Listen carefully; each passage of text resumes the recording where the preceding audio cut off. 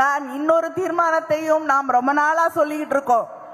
இந்த கவர்னரே வேண்டாம்.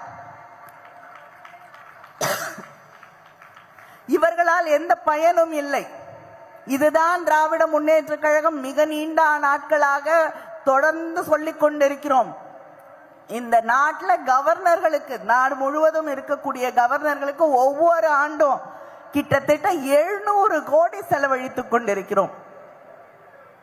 இந்த 700 கோடியை எத்தனையோ பிள்ளைகளுடைய படிப்பிற்கு, அவர்கள் வாழ்க்கையை முன்னேற்றுவதற்கு நாம் செலவழிக்க முடியும். ஆனால் ஒவ்வொரு ஆட்சியையும், பிஜேபி இல்லாத ஆட்சியையும் கஷ்டப்படுத்த வேண்டும், அந்த மாநிலத்தை சேர்ந்த மக்களை அசிங்கப்படுத்த வேண்டும், அவமானப்படுத்த வேண்டும் என்று இந்த கவர்னர்களை அங்கே இருக்கக்கூடிய ஒன்றிய அரசாங்கம் பயன்படுத்தி கொண்டிருக்கிறது. பிரதமர் இங்கே 23ஆம் தேதி பிரதமர் வந்தார், அதற்கு முன்பும் வந்தார், இனிமேல் அடிக்கடி வருவார். உங்களுக்கெல்லாம் நல்லா தெரியும், நிறைய பேர் லீவ் விட்டா ஊருக்கு போவீங்க. அது பேரு சம்மர் சீசன் வந்தா சம்மர் லீவ்ல வெக்கேஷனுக்கு போவீங்க. அதே போல குளிர்காலத்துல லீவ் விட்டாங்கன்னா வின்டர் ஹாலிடேஸ், வின்டர் வெக்கேஷன்ல போவீங்க.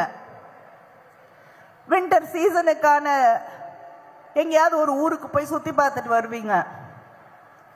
அதே போல பிரதமர் பொதுவாக வெளிநாடுகளில் தான் பயணம் செய்து கொண்டிருப்பார். இந்த எலெக்ஷன் சீசன் ஒன்று வருது இல்ல, அப்ப அவருடைய விமானம் இந்தியாவில் திரும்பும். எந்த மாநிலத்தில் தேர்தல் நடக்கிறதோ அந்த மாநிலத்திலே இறங்கும்.